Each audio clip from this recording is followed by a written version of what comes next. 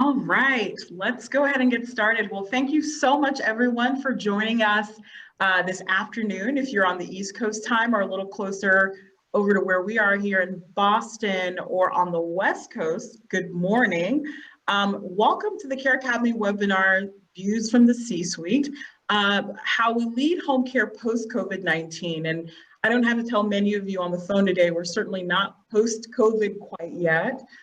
I think that title, that last piece is definitely aspirational. But we are here to talk about with the best leaders leading home care about their views and their insights in the midst of COVID, and really talking about the challenges that we face as well as the opportunities. And we'd like to keep this engaging and interactive. So throughout, some of you sent us your questions before the webinar, but we'd certainly like to have you ask questions, answer questions. We'll highlight, I'll do my very best to make sure that we get your question answered. And if we can't do that, we'll do that certainly after the webinar. I have a very special guest today, Michael Slupecki, the CEO of Griswold Home Care. Michael, say hi to the audience. We are so excited to have him. He's a phenomenal leader and one who has had the trial by fire, baptism by fire, however you want to call it, of this COVID moment and this moment that we're in. But let's go ahead and get started. And if you go to the next slide, please, Ashley. So just in case folks do not know who we are, my name is Helen Adioson, CEO of CareAcademy. We are the #1 provider of online training.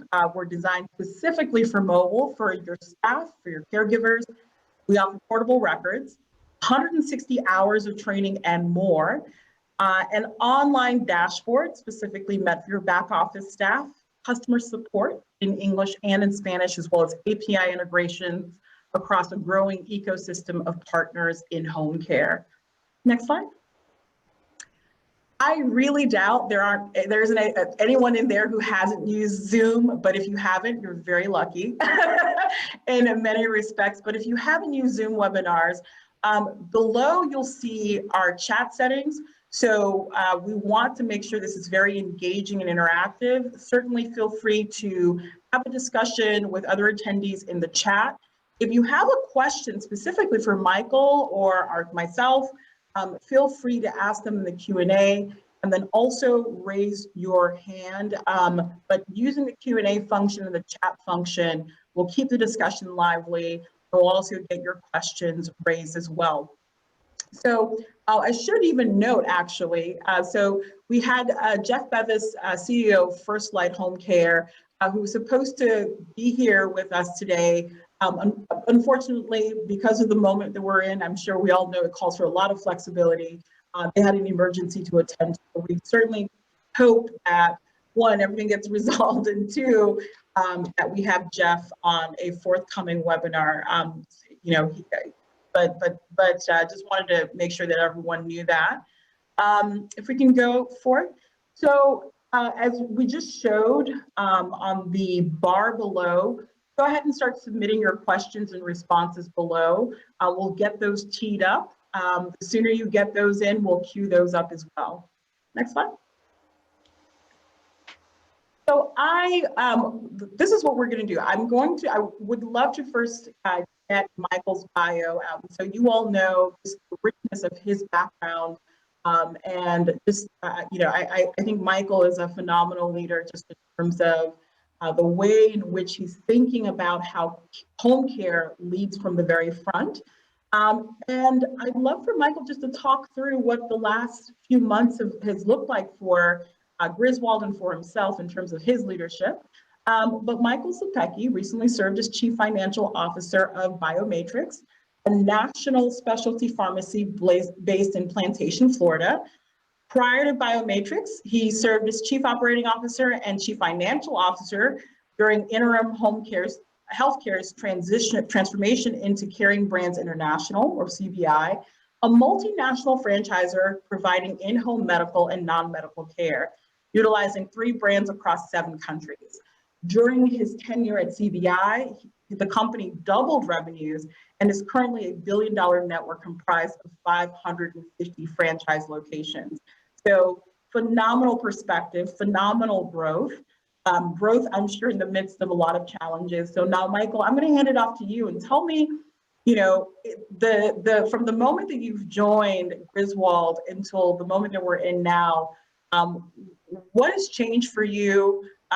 Where are you at right now? Where's the organization? Sort of before and after, if you can give us that perspective.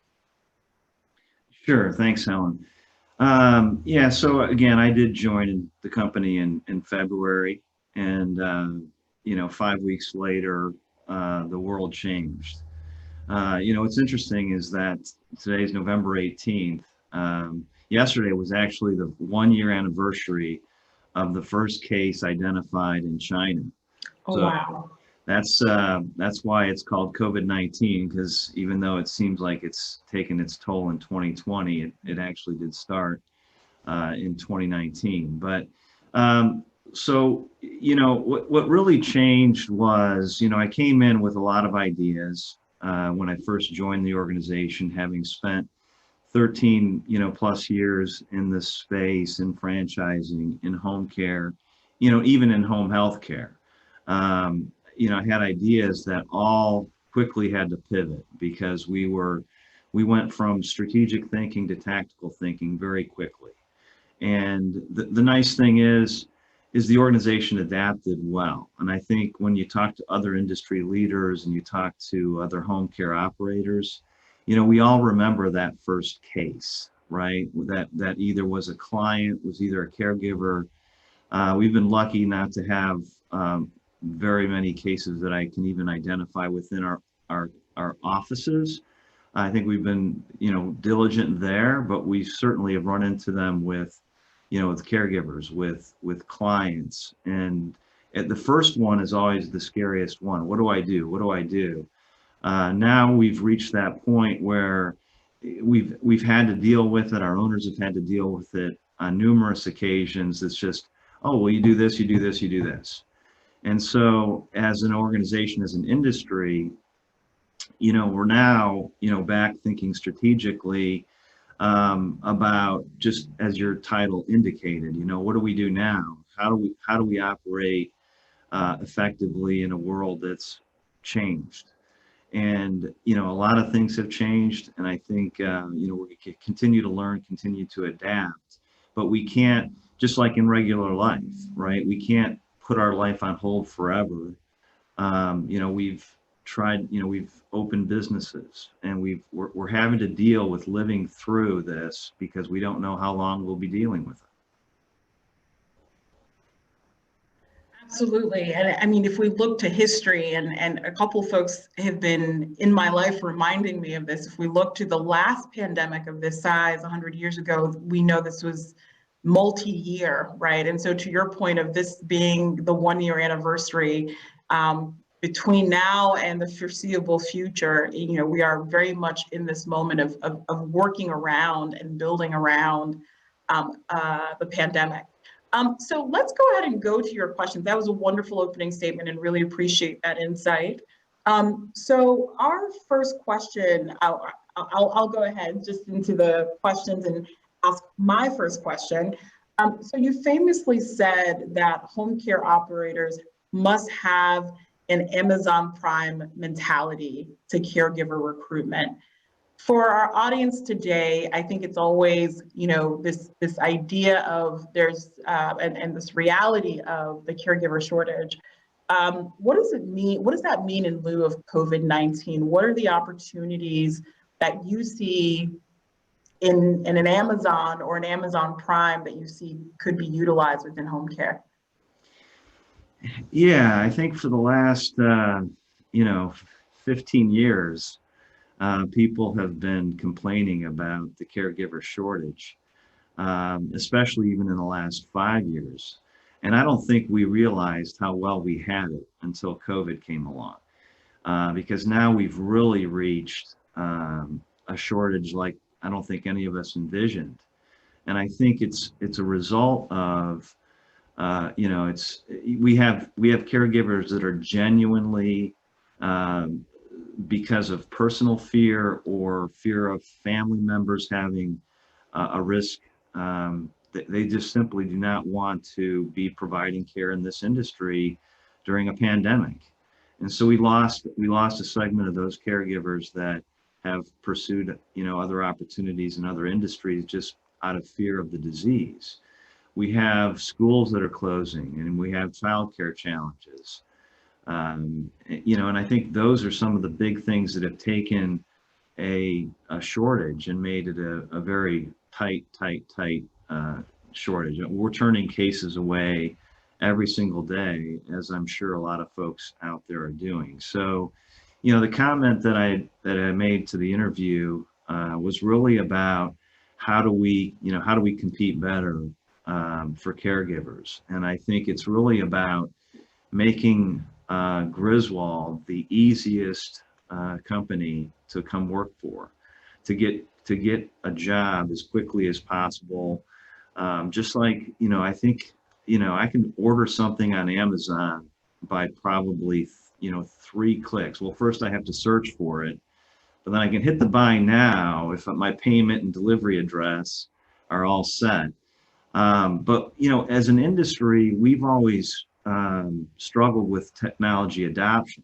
And even within Griswold, the adoption of DocuSign, we probably only had less than half of our organization was using DocuSign on a regular basis. What is DocuSign, just for even reference too? Yeah, it allows folks to complete paperwork electronically. And so it allows you to pass around documents that require signatures, electronic signatures. And it prevented folks from actually having to fill out paper forms. And with so many folks going remote, the ability to hire, interview, background check all electronically became a necessity. And so even though we're leading our organization to an electronic world, it wasn't until it was absolutely required that we got 100% adoption. And so, we have to be thinking as an organization, as an industry, about being ahead, not playing catch up. And so when you go back to the caregiver recruitment mentality around making it super easy, how can someone hit as few buttons as possible in as short of a period of time as possible to get onboarded and get a shift? As I said in that interview, nobody wants to apply for a job to get work 4 weeks from now. And depending on the study you look at, the average time it takes to go from application to first shift in home care is anywhere from 3 to 4 weeks. So if you can get that down to 3 or 4 days, or even get it down to, Amazon got it from 2 days to 1 day for my package. And so how do we get it to tomorrow? How can I get somebody on a shift tomorrow by just applying today? I mean, that's the ultimate goal. I know there's barriers in there with respect to background checks and the other types of things that different states require. But I think the winners are going to be the ones that make it as easy as possible to get folks on board and working. Absolutely. And I think one of the pieces of homework that we've been giving is that, home care companies can do the homework of looking at their existing applicant tracking system, their processes, and saying, how does that work? I often suggest, and I'd be remiss if I didn't say it for our audience today, if you are a home care agency owner, go through your own applicant tracking and your own process as a caregiver. I do that within CareAcademy, right? I see it from your perspective. So I love that key piece of advice. I think that's really great. Another question, so this question actually comes from Allison Holtzman. Just in terms of the process, now let's talk about the people. We've definitely championed this at CareAcademy, but the idea that you're going to have caregivers who may be coming into the industry just by virtue of what's happening at large in the world right now, shifts in unemployment. And so home care definitely represents an opportunity just based on the fact that we have such high demand for services. How do you think about identifying better applicants and getting them involved? What are ways to do that, especially maybe for folks who are coming into home care for the first time, but they see this as definitely the moment to do that? Are y'all thinking about that at Griswold? Yeah, I think, again, as the competition for caregivers have increased and the shortage, I think everybody's got to think differently. It's not just electronic.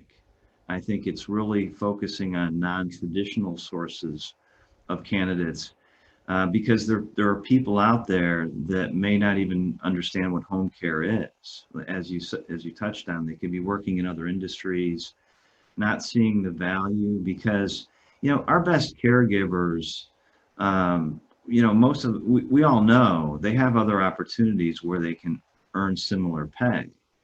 The best ones are here for more than just a paycheck, and there are really caring people out there that if they try it out, they're going to like it and they're going to stay in this industry, but they don't even know what they don't know.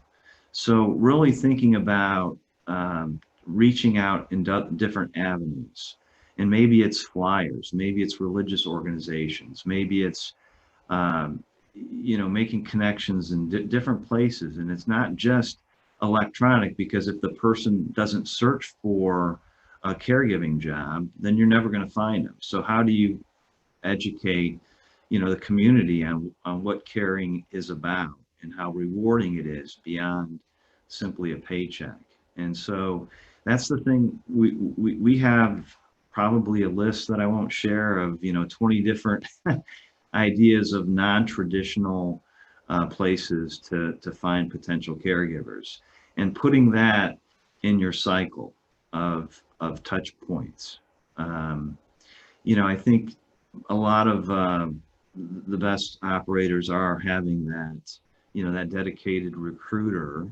If your organization is of size that supports that, somebody that's doing nothing but those activities around recruitment. Too often the smaller organizations, they are splitting duties, and that's what really lengthens that time, because you'll get to it tomorrow, and there's always so many things going on that if it's not 100% your job, you'll always find something else to do. That's right. That's right. One of the suggestions, we have sort of a scale by scale, and some of the best practices, whether you are a one-person operation to a scaled out, multi-state, multinational organization, is definitely having a dedicated recruiter.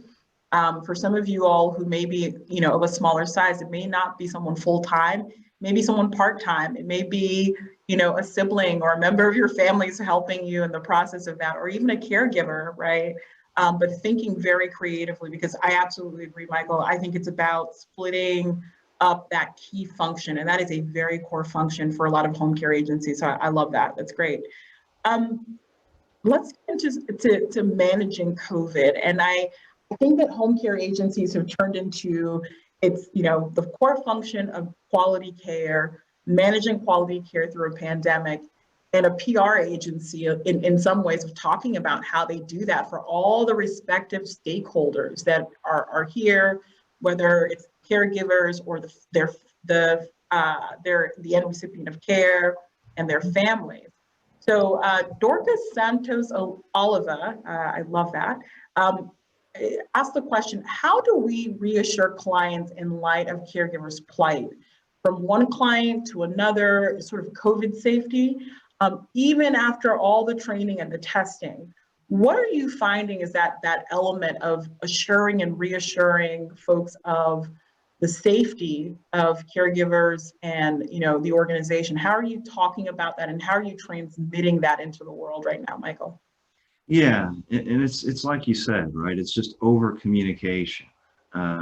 It's just the constant reassurance, and also, asking those questions of the clients. Running the clients through the questions of, have you had any of these symptoms? Because we certainly don't want to lead to a transmission. So we've got to make sure we do all these types of things before we come into the home, because we do that with all of our clients. We also have to remember that they've placed their loved one with us. And so there's already a very high level of trust. And so using that trust and building on that trust by doing all those right things and sharing them with the checklists that we go through every day with every caregiver before every visit. There's even, sharing with them what we have electronically to monitor and remind our caregivers what they're supposed to do as their own kind of checklist. Obviously, PPE, training our caregivers on that the mask doesn't hang down, all those types of things to give people the comfort that we're doing everything we can in light of this pandemic. And the other thing we've done too, and I'm sure other folks have as well, is, we're lengthening some of our clients' visits. If, and if they have the need and ability to just almost take a caregiver exclusive to prevent the concern that they might be going to different places. And so we've definitely lengthened some clients' service levels. We've moved to in certain circumstances, the live-in model, even when they weren't at that level of care. Anything that again reassures them, makes them feel safe, and we're doing everything we can to do that. That's great. And I think that's, if anything, part of that over communication, right? We've certainly seen the agencies and Griswold franchisees. I was just perusing, and everyone has a COVID-19 response page and set up for folks specifically in their market. And so that's absolutely, I think, the tact of being front facing with how are you responding. Talk to me about it, because I'm always very curious about how folks thought of this moment. At CareAcademy, one of my first meetings with our staff and with our stakeholders was showing out this pandemic and how folks were, prognosticating it was going to be in waves, right? And this was back in March and April. And the biggest question that kept coming up for us when we started this Views from the C-suite in March was around, the challenge of getting PPE and just other considerations in anticipation, again, of a second wave. It feels, for some folks, there's never been a second wave. It's just been, an ongoing rise. For some folks, it is a second wave. But how did Griswold imagine sort of planning for what we are anticipating right now as officially the second wave nationally? Yeah, the concern, the PPE concern is around the fact that availability could, get more limited. And so we've definitely encouraged, as well as ourselves, we do operate 6 locations ourselves. And so we're not just sitting up there telling folks what to do. We're living through it ourselves and making sure, our PPE usage is not going to increase dramatically. I mean, we're trying to grow our client count and those types of things. So it's not really a usage issue. It's more making sure when you need it and you don't run out, because the wave is causing shortages in availability of PPE. So that's just planning ahead and we're not going to not use it, right? So we've encouraged folks to make sure they have the stocks in the event of a run on PPE that could be caused by this second wave. Because I did read as well that in light of the second wave, the paper products in the grocery aisle are also going away rapidly. So important safety tip there. Yeah, so I think that's the main thing. And look, we also have that second level of PPE that we're using if we're dealing with a COVID positive client. We've spoken to an owner this morning that's working in a facility that's been deemed a hot spot. There's been multiple cases within that facility, so the heightened PPE requirements are in place. That's the other thing is we're hoping that there will be some government assistance on the PPE costs, because it has been a big weight on this industry. It wasn't, the expense that we've spent to keep our clients safe has not been immaterial. So we would love any assistance we could get from the government to help offset that. Absolutely. So let's get into, what we talked a little bit about what Griswold has done to prepare. Now let's talk about sort of the external folks, right? And that actually comes on the heels of another question from Dorcas Santos Oliva. With the upcoming vaccine, our elderly clients are, of course, in the priority to receive it. How about our caregivers? Will they be considered as priority too? On the way into the office today, yes, I'm in the office today. There was a really great radio program just detailing what the priority list would look like. Do you foresee, Michael, that caregivers are on that priority list, and what does that look like? Yeah, we're certainly going to, fight for that. It's hard to say. We're in some circles, I don't think we get the respect that we deserve. Certainly the frontline, first line responders, hospitals, they're dealing with it. The question is, are we going to be at the same level as what's considered the home health care? I think we have a great argument, because we are, just about every one of our clients, is vulnerable in one way or the other. And so whether it's skilled or unskilled, we're still dealing with the same folks that are being dealt with at the facilities, at the hospitals, and home health. So we certainly should be at the front of the line, given the work that we do. And if we don't do our work, there's going to be another wave of hospitalizations because of poor nutrition, because of poor cleanliness, fall risks, all those types of things that we do help prevent healthcare costs.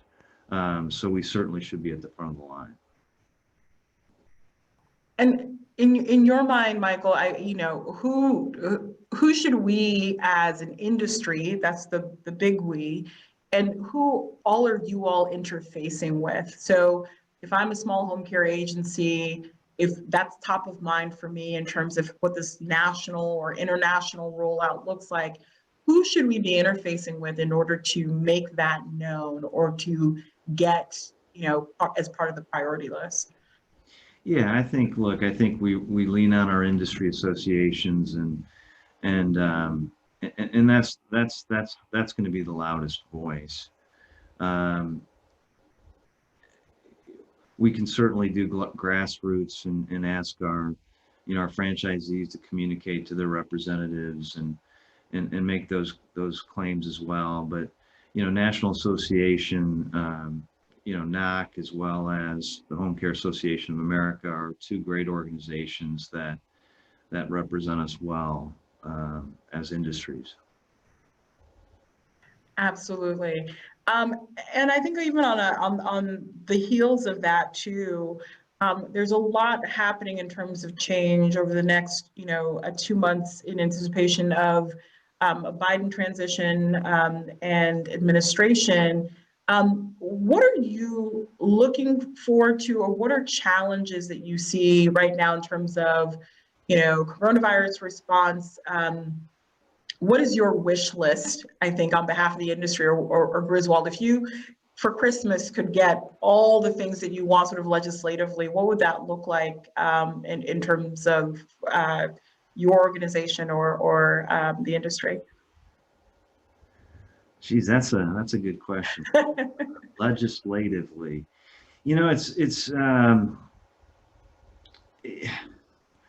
look, there are some, I guess the one thing that I wish that I'm not optimistic on is what happened with the companion exemption.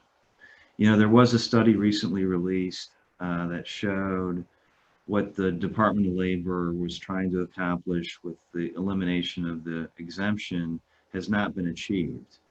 At the same time, directionally, I don't envision that is repealed, right? I think directionally we're going to see continued push toward a $15 maybe federal minimum wage. And so I think we have to be thinking ahead of how we start planning for that eventuality. And granted, I think, it'll be telling what happens in Georgia in January and which way that goes. Some of the things that the new administration is talking about doing maybe slowed a little bit with a split Congress. But I think there's a lot of things that can even be accomplished without, a Democratic-controlled Senate, just through the various, Department of Labor and things like that. I think he's, I think he's a fan of our industry. Mhm. So I think from those types of things that support home care, I'm optimistic. At the same time, there's also the labor issues and the cost of labor and additional maybe burdens from a tracking perspective and burdens from healthcare perspective. Because what we would love to see our caregivers all make $50 an hour. It's just we're trying to provide the best care at the most reasonable price to keep people from having to move into a facility and be safe in their own home where they want to be. And that's always the balancing act that we're trying to accomplish. Absolutely. And so we had several people ask questions around the DOL as well as, what does that transition look like and how are you all anticipating that? So you also mentioned, in terms of spoon feeding highlights, there are probably a number of your franchisees who are in the audience today. How do you think about the information and the highlights, and what should folks be paying attention to? We saw it definitely in March and April, and we're very glad for folks who tracked with us through March and April in terms of the information that they're getting and how they're responding to that. But what does that information, that debrief look like to your franchisees, just in terms of highlights, and where should folks be paying attention in terms of how this pandemic is shaping up and where to get resources? Yeah, so I'm not sure I followed that though, Helen. Yeah, so in terms of highlights and in terms of just news and updates, what information are you presenting to your franchisees, and where should folks be getting information as this pandemic shapes up? Yeah, and so we, that's certainly one of the things that we feel like we can add the most value, right? So people aren't trying to figure it all out, by themselves. And so we when this first hit us, we were doing daily communications and daily minute by minute updates. As things have slowed and kind of settled down, we have moved back to a less frequent interaction. But the most recent communication has largely been around the anticipated legislative changes. The things that are happening right now in the COVID world are not national. They're very regional. You're reading about different states taking different responses and different approaches. You have Pennsylvania just yesterday, where I'm sitting, announced different requirements around masks. Then, Connecticut just, did something different. California did something different. So it's really difficult to kind of take a national approach to the COVID response when the COVID response is so decentralized and regional. So it's really encouraging the folks just to really stay on top of what they have to do, and but again, our owners and ourselves, we're hyper vigilant on our own protection. You know, you kind of control what you can control. And I think that goes to everything, whether it's the disease, whether it's legislative changes, whether it's, you know, let's focus on the things that we can control. And even going back to the, you know, the potential for a federal, you know, minimum wage, you know, why don't we just assume that that's going to happen and start addressing what we can address to change our offering, to provide a better level of service and care, more comprehensive service, to you know, allow us to charge and the level of charge with all these additional benefits that can support a $15 an hour pay rate. Because if we were beating our competitors to $15, that would also help with respect to recruitment and retention of our caregivers. But we have to differentiate ourselves on the service side, you know, to justify the rate that can support that. And so that's how we're thinking about it, is how do we offer a better level, a higher level, or more comprehensive level of service that people are like, you know, that's worth it. And then that all by itself will support the $15 an hour if it actually comes. I'd rather beat the government to $15 an hour by doing a spectacular level of service.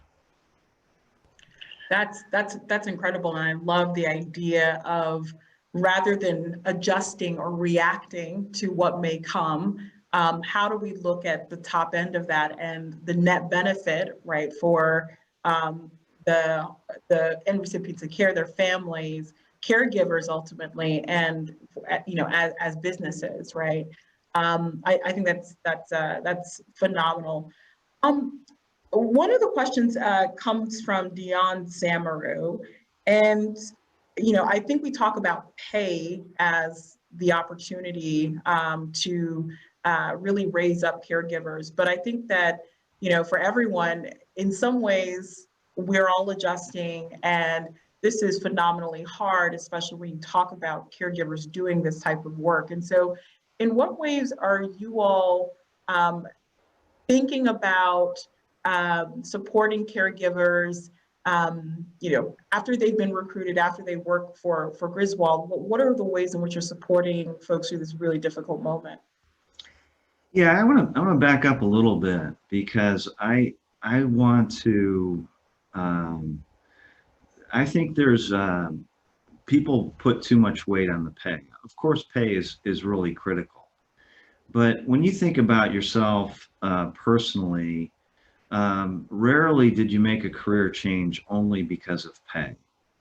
And so, you know, pay is what you finally break at after you've exhausted all these other things that frustrate you, right? And so I think we also, whether it's both from recruitment, but also from a retention perspective, focus on the non-pay things that frustrate our caregivers. And that could be short shifts. That could be travel. That could be all these other things that, pay being equal, what is it will make this role or this job or this assignment more attractive than my competitor's role and assignment? And one of the things is stability. One of the things is a schedule. One of the things is, so we should also be focusing on all the non-monetary things that frustrate our caregivers, because you'll improve both recruitment and retention, you know, if you solve for those things. Of course, you know, there's the recognition piece. There's the training piece. You know, people want to advance. People want to get a better skill set. But I think sometimes, just because the caregiver's first question is how much you pay, that doesn't mean that's the only thing that matters. And when you all are talking to, you know, caregivers right now, what are some of those things that are coming up, or what are some of the ways that you imagine wrapping your arms around caregivers? So it's the, you know, increasing sort of schedule flexibility. What are some of those things or that you're finding are ways the industry should really sort of prioritize in this moment? Yeah, I think it is that personal connection, because what's important to one person is very one, you know, unique to each caregiver. I mean, things are more important to people than other things are to other people. And so really developing that relationship and finding out what's meaningful to them. For some, it might just be pay. For others, it may be, my child gets out of school at 2 o'clock. If I could get a shift at from this time to this time, that would be, I would take a little bit less because it would allow me to accommodate my personal schedule. So I think it's really asking them, just asking them. Okay, setting pay aside for a second, assuming, we pay the same as everybody else. What is it that would make it more attractive for you to join our organization versus another organization? And I think you just listen to the answer. And I think people just want to be heard. They want to be appreciated. Whether we're selling the family on all the things that we're doing to keep their members safe, we got to be doing the same thing with our caregivers and making them feel heard and appreciated and safe. I really like that distinction, and Dion just said thank you for that feedback. I think it's really listening and not sort of projecting or assuming that right off the bat that pay will even things out. So even if you are paying more, it's not that will make the difference, but it's really the attention to the conversation, the relationship with a caregiver. I think is a phenomenal piece of advice for anyone and for any employee and employer relationship. You talked about in the article that I read your work with the Griswold Foundation. What are some philanthropic opportunities and the things that we should be looking at as an industry?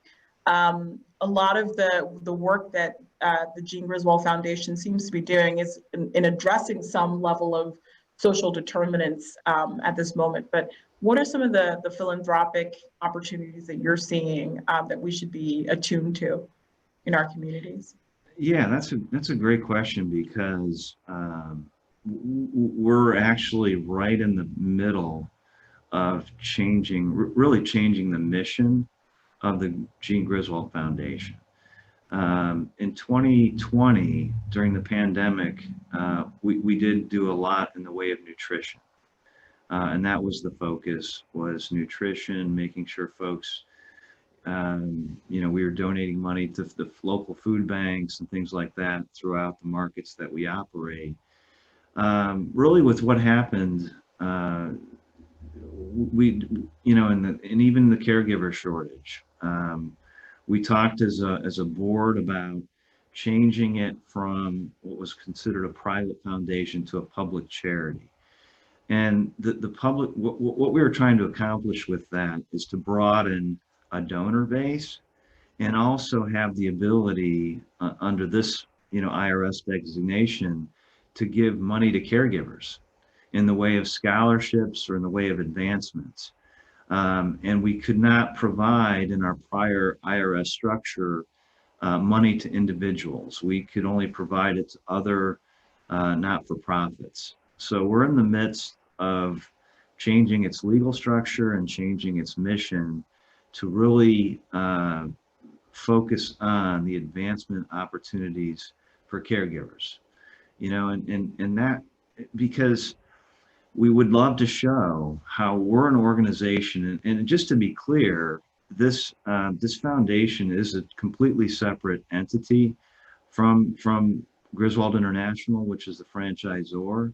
At the same time, because of the history, I sit on the board and some franchisees sit on the board, but we really do want to kind of change this thing to to drive advancement. And so look, there's a path. The path doesn't end at minimum wage $15 or whatever that is.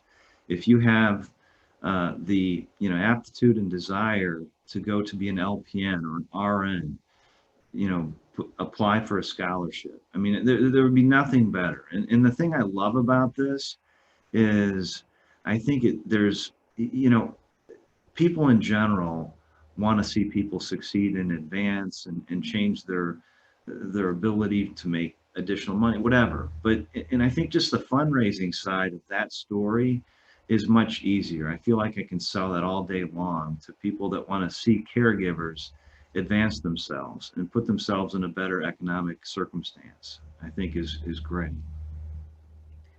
Great. And I really, really appreciate that. We certainly appreciate upskilling and the ability to do that here at CareAcademy. So that the fact that you all are enabling that is fantastic. Renee Rand, maybe a former colleague, said, I just wanted to say we loved you, Michael, at Interim Healthcare and miss you. So that's from Renee. You know, as we're drawing to a close here, I wanted to ask just a couple questions that I ask every single person who comes on to our webinars. What's keeping you up at night, Michael?